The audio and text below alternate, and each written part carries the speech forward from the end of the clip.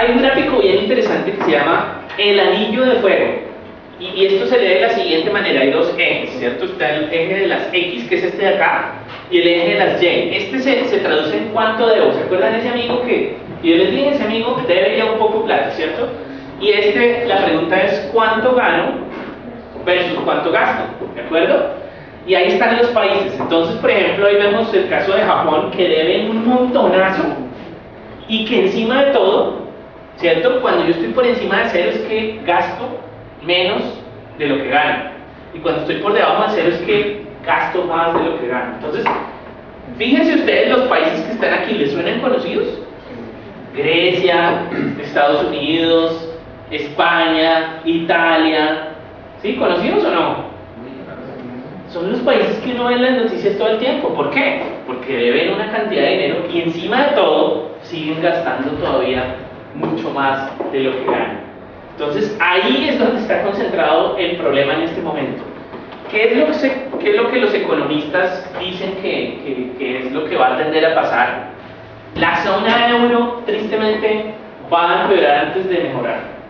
O sea, esto no es magia, no es que mañana mejoren mágicamente las finanzas de un país. Usualmente para que un país vuelva a crecer, ¿qué tiene que pasar? ¿Alguien sabe? ¿Qué tendrá que pasar? Tiene que devaluar su moneda. ¿Para qué? Para que se vuelva más competitivo. Al ser más competitivo le compran más productos, vuelve a emplear más gente, las fábricas vuelven a crecer y todo el país vuelve a subir. Pero eso solo pasa cuando el país es más competitivo. Si el país es más caro, nadie le va a comprar productos, las empresas no crecen, no hay más empleo, etcétera, etcétera, etcétera. Entonces lo más probable es que uno o varios países de la zona euro tengan que devaluarse, ¿cierto? Ya hay varios candidatos, ¿no? Está todavía Grecia de candidato número 1, está España, el mismo Italia. Pero aquí hay un dato interesante. Ustedes saben que ya hay un fondo grande en Europa para salvaguardar estas finanzas de Europa, ¿no? El fondo de salvamento. Pero ese dinero ya se gastó el grueso, se gastó más de la mitad. Y ese dinero, el que queda, no alcanza, por ejemplo, para salvaguardar una crisis de España o de Italia. No hay cómo hacerlo, son países tan grandes que no hay cómo sostener eso. Entonces, se van a la quiebra textualmente sus países. Ahí es donde uno dice, miércoles, hay unos movimientos grandes de capitales que van a venir. Porque en el momento en que eso pase en Europa, ¿qué piensan ustedes que va a pasar en Estados Unidos? Eso es un detonante. El comercio más fuerte que hay es el de Estados Unidos con Europa, porque entre ellos se compran bienes, productos, servicios, etc. Entonces, en el momento en que, imagínense ustedes tienen un negocio y su principal comprador, su cliente número 1, dice no, ya no le puedo comprar más. Entran en problemas. Entonces, y fuera de eso ya Estados Unidos tiene problemas, entonces más grave todavía. ¿Qué pasaría entonces en caso de una crisis? Y esto no lo digo yo, esto lo dice la historia. ¿Por qué? Y esto es algo importante que yo quiero que estudien de este seminario. La historia se repite. La historia se repite. O sea, ¿alguien ha escuchado alguna vez de una crisis financiera? ¿Sí? ¿Cuándo fue la última? En el 2008, ¿no?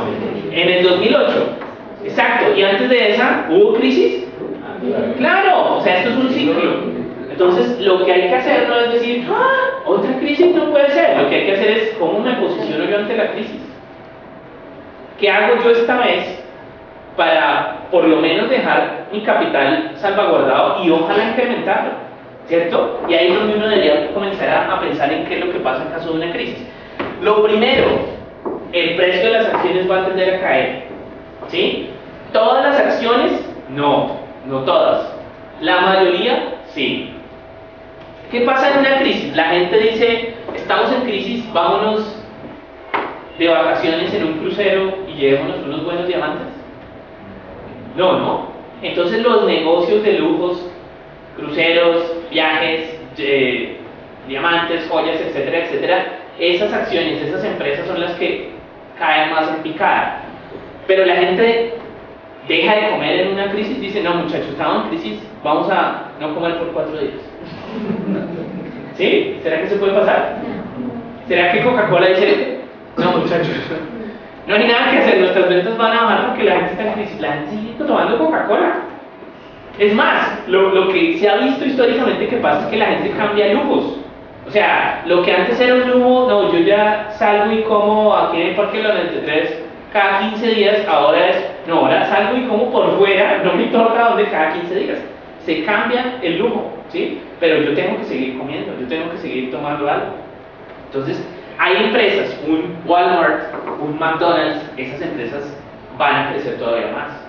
De hecho, desde ya están creciendo más, ustedes se fijan. ¿Por qué? Porque ya mucha gente, o sea, la crisis no es que vaya a venir, ya hay gente viviendo la crisis en este momento. Ya hay, la cifra de desempleo en Estados Unidos en este momento es casi que récord. Para nosotros un 8%, 8% en Colombia es que estamos re bien, pero en Estados Unidos es muy grave y esa es la cifra que está en este momento. Entonces, lo primero, saber que esto va a pasar. Y lo segundo es, bueno, si yo ya sé que eso va a pasar, ¿hay alguna manera de ganar dinero cuando el precio de las acciones cae? ¿Ustedes qué creen? ¿Quién dice que sí? ¿Quién dice que no? ¿Quién no tiene ni idea de qué estoy preguntando? La pregunta es la siguiente.